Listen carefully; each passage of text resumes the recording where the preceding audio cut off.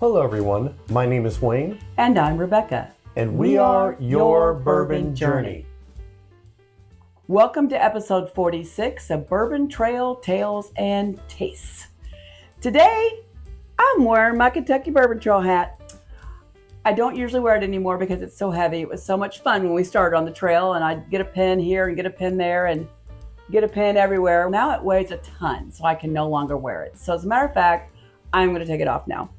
But I just had to share because it's just a fun little thing. If you've been following along the last couple of weeks, we've been doing our final weekend of the Kentucky Bourbon Trail. Of course, for us, nothing's ever final, right? Because we've been back and back and back and back. But anyway, we're taking you back today to May 21st of 2023 to Versailes, Kentucky, and to Woodford Reserve Distillery. This is our 50th distillery to visit, and it is our 42nd and final stop on the Kentucky Bourbon Trail. For us to finish off 42, it took us 13 months, 13 separate trips, and 394 days to complete the trail. And I think it was just under 5,000 miles. It was really, really fun. We're going to talk a little bit about what that day was like. So we walked in and of course got the book stamped that day. And then I asked the person stamping the book if they had that special QR code to say I'd finished the trail. She didn't know what I was talking about. I said, maybe if possible you get your manager. I bet she knows. And sure enough, the manager came out and knew exactly what we needed, stamped the book, gave us the special QR code. So now we had both. We got the other one at Limestone Branch the day before.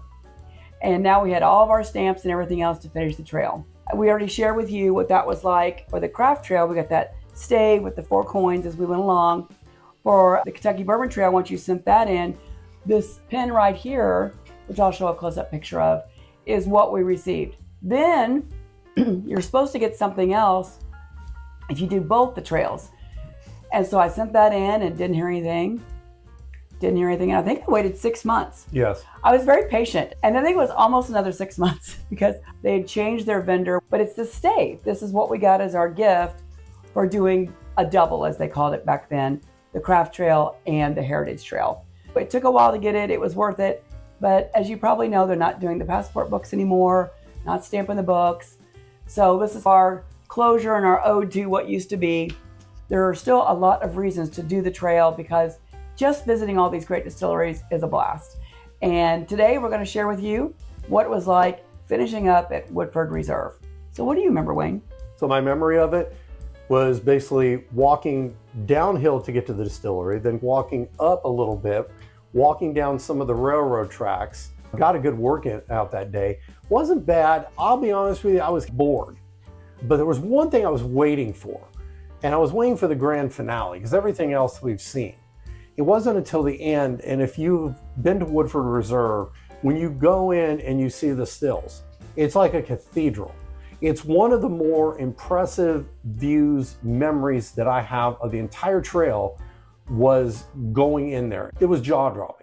As a matter of fact, our guide that day was Tony, and we were in the fermenting room, as I recall. And he said, next we're going into the still house, and you need to get your cameras ready because this is a photographic opportunity. So before I open the doors, I want to make sure everyone's got their cameras out.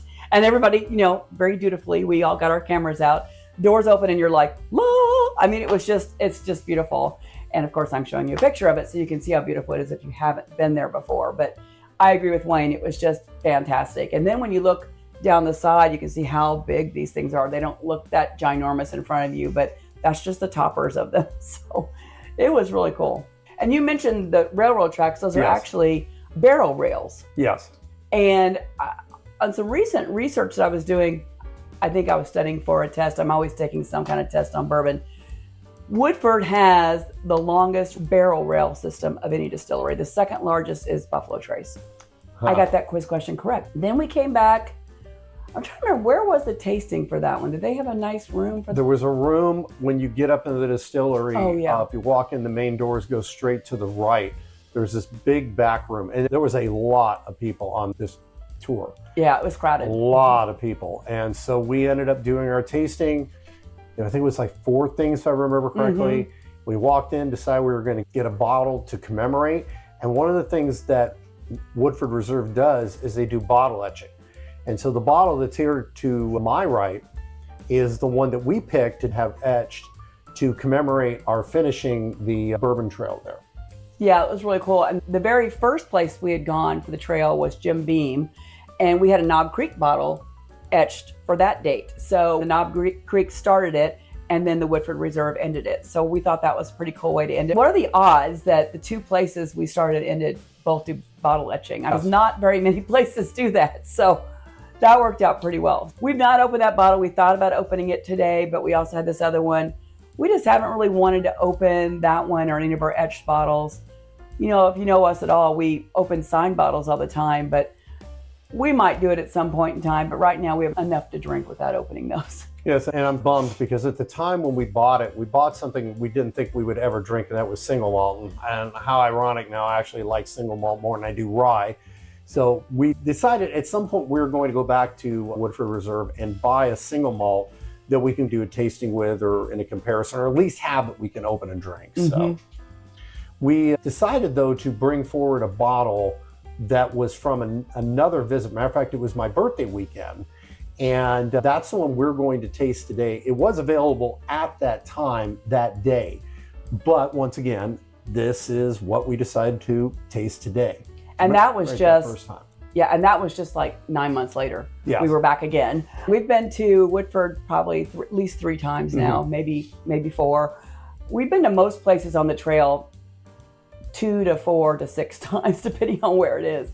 I'll tell you a little bit about this one because it's also quite different. This is Woodford Reserve Wheat. It is a Kentucky straight wheat whiskey. Of course, it's made by Woodford Reserve. It is 52% wheat, 20% corn, 20% malted barley, and 8% rye. It is non-age stated, but since it's a straight whiskey, it must be at least 4 years old.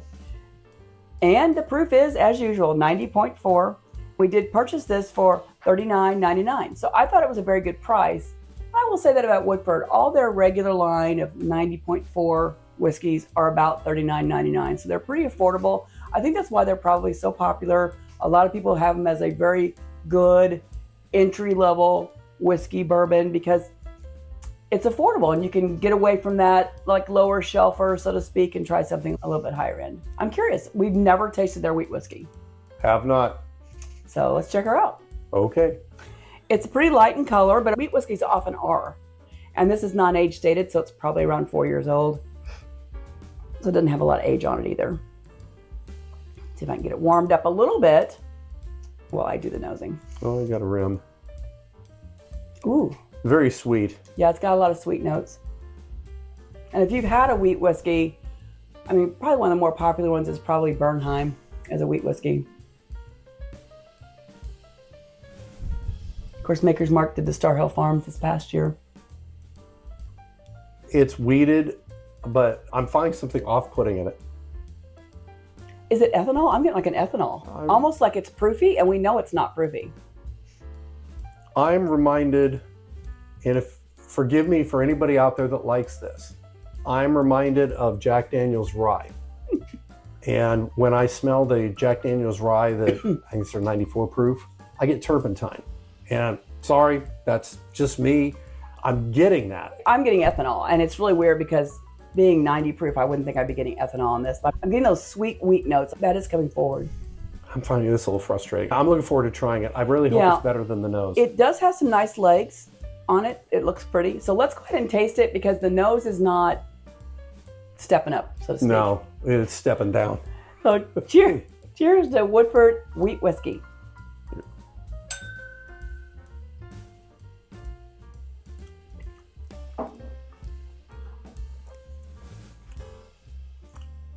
Well, that sort of nose that I talked about with the rye, yeah, it's turpentine. It's just really fascinating. It's fascinating to me because we have several wheat whiskeys. I mentioned Bernheim. A couple times a year we get their barrel proof. We also really enjoyed the Star Hill Farms that was put out by Maker's Mark this year. And we have a fantastic one by Old Pogue Distillery. Yes. Those are the ones that are coming to my head right now. We have a wheat whiskey by Starlight we've not yet tasted. We need to do that. But typically we really like wheat whiskey because it's a totally different profile from a bourbon because it's wheat forward, obviously. And it usually has these bread notes or it has confectionery sugar, or it's got some of these bakery kind of things happening, whether you're on the bread side of the bakery or on the pastry side of the bakery.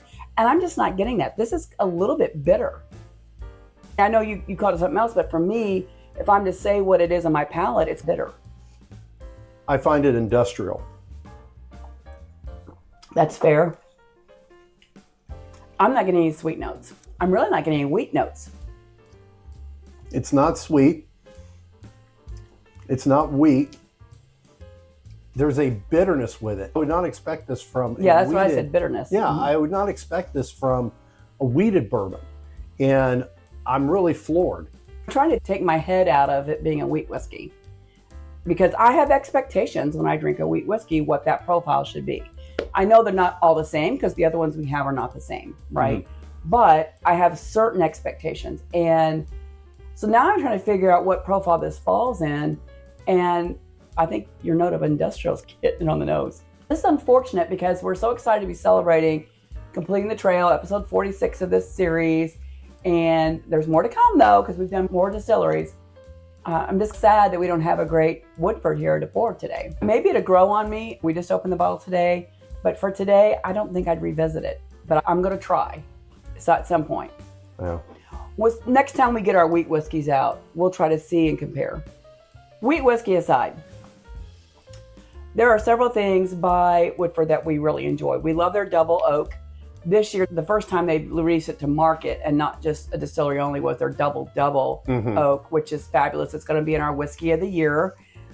It is. Just recently, we tried their first ever barrel strength rye, which we thought was really good. And we're not massive rye drinkers, but it was quite good. So there's a lot of things by Woodford that we really do enjoy. Unfortunately, this one is just not our cup of tea. And so I can't recommend buying, but I can recommend going to Versailes, taking the tour at Woodford because it's lovely. And the rick houses are expansive. Again, just going through the distillery tour and being able to see those pot stills in person. Pictures do not do it justice. And they have a beautiful gift shop. And like I said, you can get a bottle engraved there, which is not done a lot of places on the trail. So wholeheartedly recommend a visit to Woodford Reserve. It was a very lovely spot for us to finish the trail. I would agree. So we close this part of the trail. We get the stave, the 42 places, but the journey does not end here. No. Because there are more places that we will be going after this. I do not remember the place after this that we went, but that will be coming up. We have some places that are small that are not on the trail that we will be bringing up. We have some other states we're going to visit. Yeah. And I will also say that this was Distillery 50 for us, although it was stamped 42 on the trail. And at this moment in time, we have been to 70 distilleries. So we have at least 20 more episodes to go. So with that, I'm going to raise my glass to our final visit that got us the stave. Woodford Reserve, this may not be our cup of tea. I've had stuff of yours that I really like though, and everybody has a different palate. You may like it. If you like what we do, hit the subscribe button. Always remember to drink responsibly. Today, enjoy some Woodford Reserve 90.4 and have a great day. Cheers. Cheers.